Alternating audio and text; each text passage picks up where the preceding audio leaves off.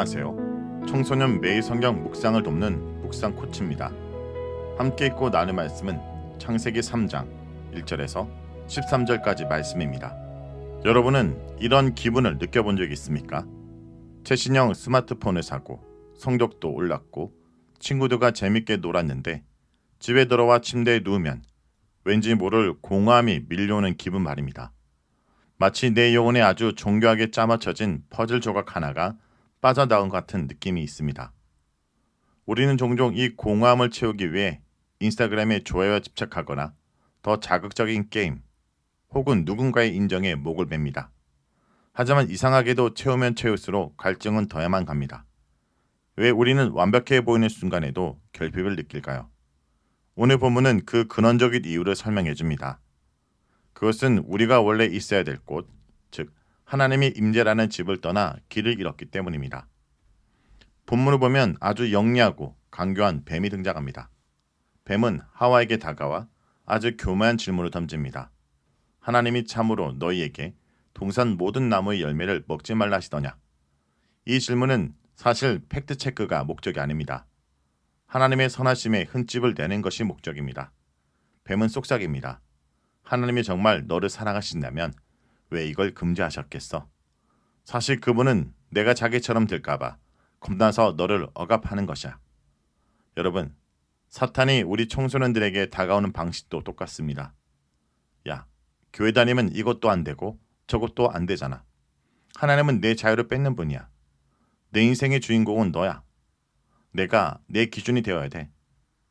사탄은 하나님을 사랑의 아버지가 아니라 우리의 즐거움을 방해하는 경찰관으로 오해하게 만듭니다. 하와는 그 속삭임에 넘어가 하나님을 의심하기 시작했습니다. 하나님을 신뢰하지 않는 것, 즉 하나님보다 내가 더 똑똑하다고 믿기 시작하는 것, 이것이 모든 죄의 시작입니다. 결국 하와는 열매를 봅니다. 성경은 그것이 먹음직하고 보암직도 하고 지롭게 할 만큼 탐스럽기도 했다라고 기록합니다. 여기서 중요한 포인트가 있습니다. 선악과는 단순히 과일 하나를 먹느냐 마느냐 문제가 아닙니다. 선과 악을 알게 하는 것은 내가 무엇이 옳고 그른지 결정하는 권한, 즉 재판관의 자리에 앉겠다는 뜻입니다.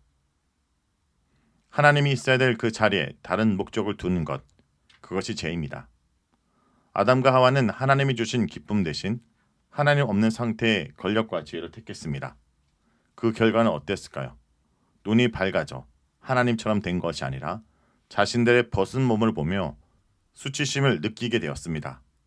이것이 죄의 역설입니다.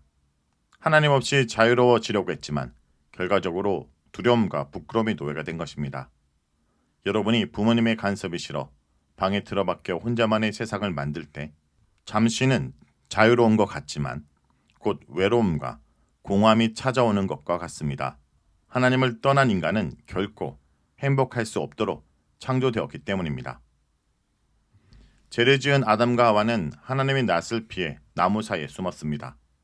그들은 이제 하나님이 무섭습니다. 사랑의 관계가 공포의 관계로 변했습니다. 바로 그때 에덴 동산에 하나님 목소리가 울려 퍼집니다.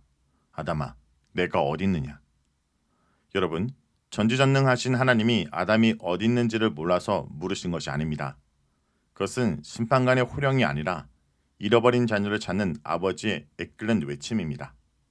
아담아, 내가 지금 어떤 상태에 있니? 왜 나를 피해 숨어 있니?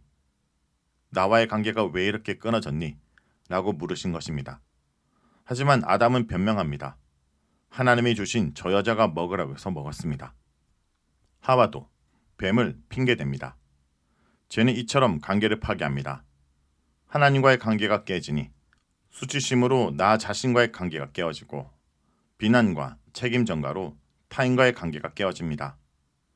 지금 우리 사회의 학교 폭력, 갈등, 혐오의 근본 원인이 바로 여기 있습니다.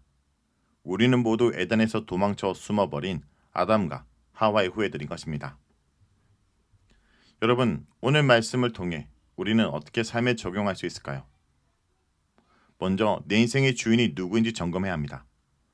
사탄은 끊임없이 내 맘대로 해, 내가 기준이야라고 속삭입니다. 하지만 우리 인생의 핸들을 잡으신 분은 주님이십니다.